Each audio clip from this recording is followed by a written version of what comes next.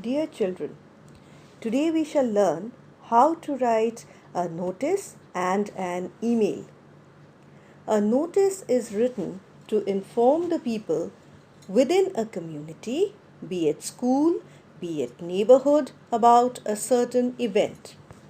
It should be written in such a manner that just a glance at the notice will provide you with all the necessary information. Remember, the notice has to be brief. I shall now discuss with you the format of a notice as well as the marking scheme. The first thing that you will write in a notice is a creative title. A creative title is a title that you will give your event. You get 1 mark for the creative title. After the creative title, go to the next line and write the title of the notice. Remember, the title has to be derived from the question. For the title also you get 1 mark. Next line, write the date and the time. And the date has to be written exactly the way you write the date in a formal letter. That is, the month has to be in full. Next line, the venue. We first mention the smaller place and then mention the bigger place. Dear children, when you write a notice, it is generally about an event that takes place in your school. Therefore, the smaller place can be the name of your playground, the name of your hall or your classroom. And the bigger place will naturally be the name of your school. Next line, the body of the notice, which is not to be very long and is to be completed in a sentence or 2. Here also you will be awarded 1 mark. The total marks awarded for a notice is 5. We now go to the email. An email is written to formally inform someone living outside the community about an event. Remember, dear children, the notice and the email are not two separate questions. They are part of the same questions. So for a particular event, you will be asked to write notice for your school and you will be asked to write an email to invite somebody to your school. Fine.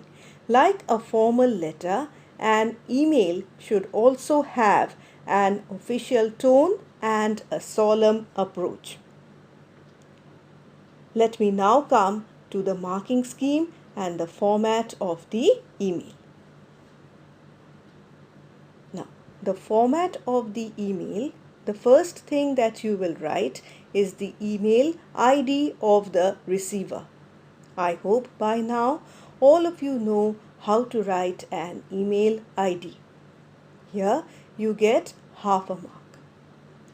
The next thing that you will write is the subject. Why are you writing the email?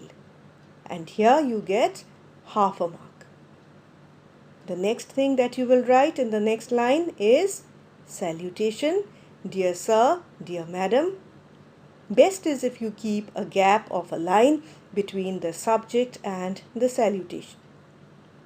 You get half a mark for the salutation. We now come to the body of the email, and before I go to the body of the email, let me remind you that an email requires an opening sentence and a closing sentence. I will also give you examples of how to begin an opening sentence. You can begin with, "It gives me great pleasure to inform you."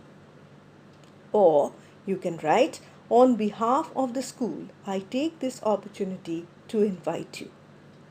When you write the closing sentence, you can always end with, "We look forward to your positive response." You can also write, "Your presence would be greatly encouraging us." Then the body of the email, where you mention all the details that you have mentioned in your notice. about the where, how, when of your event. Finally, you come to the subscription where you write yours faithfully, nothing else, and your full name. For that, you get half a mark. The body of the email, including the opening sentence and the closing sentence, total 3 marks.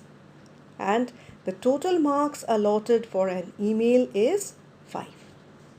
Dear children, I hope you have understood the format and the marking scheme of the email and the notice. I have also enclosed for you a sample notice and a sample email.